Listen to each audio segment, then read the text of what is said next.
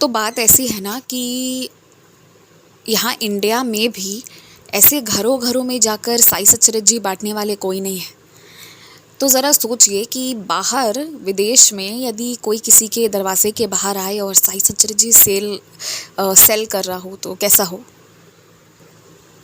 ऐसी विचित्र लीला इन डिवोटी के घर पर हुआ ये कि इनकी शादी हो गई और उसके बाद जो है इनको फॉरेन जाना पड़ा।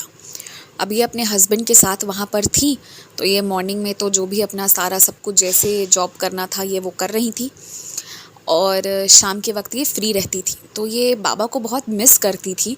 ये सिर्फ अपने साथ बाबा की एक छोटी सी फ्रेम ले जा पाई थी। अब होता ये है कि इन्हें अच्छे से याद है कि इन्होंने साई सच्चरित्र जी डाल रखी थी, लेकिन जब ये वहाँ गई तो इनके सामान में इनको कहीं साई सच्चरित्र जी इनकी मिली ही नहीं। तो हो सकता है कहीं ना कहीं गलती से वो रह गया हो कहीं, या क्या हुआ इन्हें नहीं पता। तो उसके बाद क्या होता है कि ये उस साई सच्चरित्र जी के लिए बहुत परेशान हुई। फिर इन्होंने पीडीएफ में पढ़ना शुरू किया और फिर इतनी भाग दौड़ वाली ज़िंदगी की ये समझ भी नहीं पा रही थी कि मैं क्या करूं, मैं कैसे करूं कि मैं साई सच्चरित्र जी ला पाऊं। तो क्योंकि ये बचपन से बाबा को बहुत मानती आई थी, बाबा ने ही इनको सब कुछ दिया था, ये शादी या ये इस तरह से फ़ॉरेन आना और फ़ॉरेन आके जॉब कर पाना, वरना ये इनके कैपेसिटी के बियॉन्ड था। ये जितना बीमार रह चुकी थी पहले अनमैरिड में, तो इन्हें लग नहीं रहा था कि ये कभी ज़िंदगी जी पाएंगी और एकदम फ़ॉरेन में आना, अपनी लाइफ को लीड करना, ये बहुत बड़ी बात थी। तो ये क्या करती थी, हर दिन बाबा के लिए भोग बनाती थी। एवरी सिंगल डे कुछ ना कुछ ज़रूर बनाती, डेफिनेटली वेज।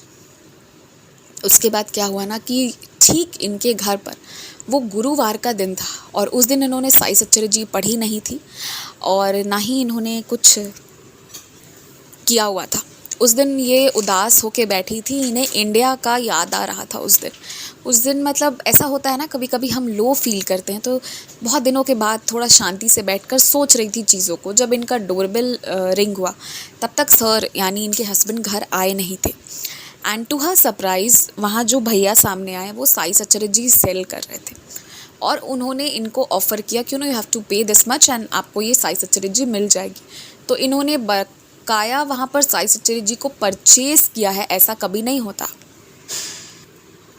तो ये इनके लिए बहुत हैरानी की बात थी कि somebody coming and selling Sai सच्चरित्र।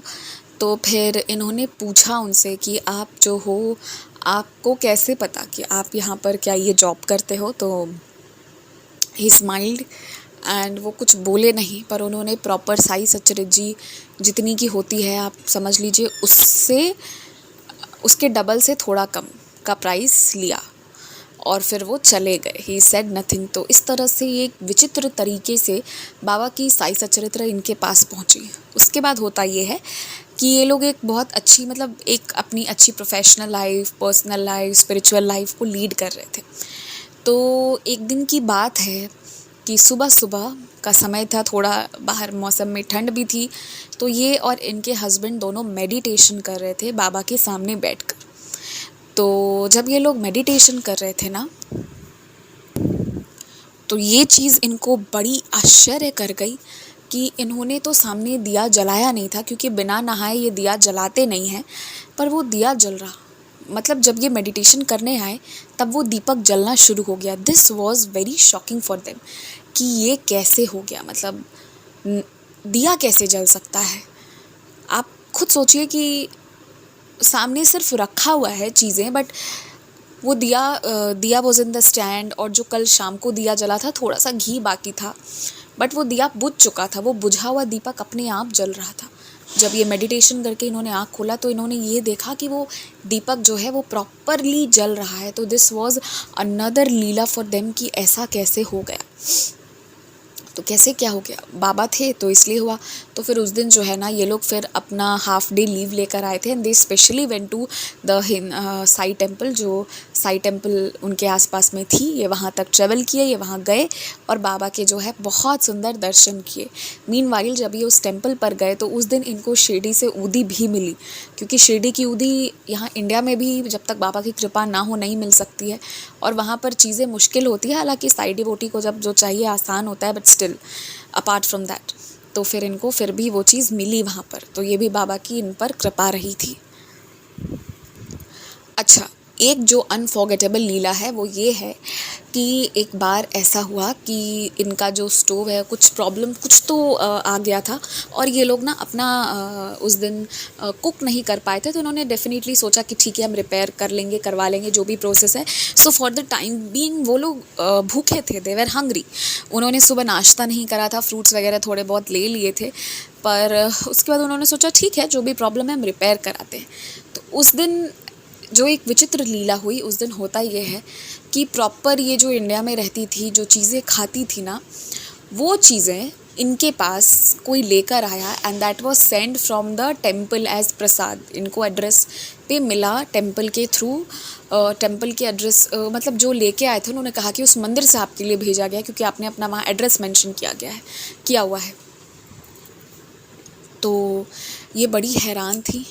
तो वो जो लेके आए थे ना वो हंसे, उन्होंने कहा ये खा लेना ना बेटी, ऐसा करके उन्होंने दिया। द पर्सन वॉज एजेड ही टाइप के आप कह सकते हैं, स्पेक्स डाले हुए थे और वो प्रॉपर शर्ट पैंट पहने हुए एकदम इंग्लिश मैन थे। वो बाबा वाबा संत वंत नहीं थे, प्रॉपर शर्ट पैंट पहन के वेरी हैंडसम लुकिंग, और उन्होंने कहा खा लेना बेटी। तो इन्हें एक्सपेक्टेशन नहीं था कि एक अंग्रेज़ जो है वो इतनी सुंदर हिंदी बोल जाएगा। तो ये बस उनके आँखों में उनकी तरफ देखती रही एंड वो बस स्माइल किए, इनके सर पर हाथ रखे और रख कर चले गए। जब वो चले गए ना तो इन्होंने वो सारे बॉक्सेस को ओपन करना शुरू किया। तो उन बॉक्सेस में ना मतलब इनको प्रॉपर जो है वो महाराष्ट्रियन डिशेस जो ये पसंद करती थी, ये लोग पसंद करते थे रैदर, तो इनको वो चीज़ें तो मिली, but one of the boxes had some cash amount. उस बॉक्स में कुछ कैश अमाउंट था और वो अमाउंट उतना ही था जितना इनको एक ड्रेस लेना था। यहाँ इंडिया का कोई त्यौहार था तो ये वहाँ पहनने के लिए जो साड़ी अपनी ऑर्डर करी थी उसकी जो प्राइस होती एग्जैक्ट वही अमाउंट था। समहाउ इन्हें जो अमाउंट चाहिए था वो वही अमाउंट उस बॉक्स में दिया हुआ था। तो ये चीज़ हुई और मतलब ऐसा मंदिर से तो कुछ आया ही नहीं था।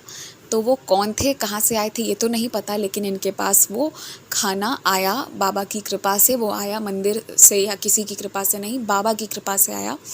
तो बाबा के विचित्र विचित्र इनके पास अनुभूतियाँ हैं। इन्होंने कहा कि मुश्किल से मुश्किल समय में भी बाबा रक्षा करते हैं। तो बस जिसके साथ साईनाथ है उसे कभी परेशान नहीं होना है। इनकी कुछ और अनुभूतियाँ सुनाऊंगी जो थोड़ा डिटेल में सुनाऊंगी। ये तो आपको बस ये बताया, ये वाला पार्ट बताया कि कैसे जो है ना बाबा मतलब इनसे क्या कह सकते हैं, मतलब इनको अपने दर्शन या अपने होने का एहसास दिए। पर अब तो ये भी बताना है कि कैसी कैसी कृपा बाबा ने करी है, जो मैं आगे के वीडियोज़ में डेफिनेटली शेयर करूँगी। टिल देन जय साई राम।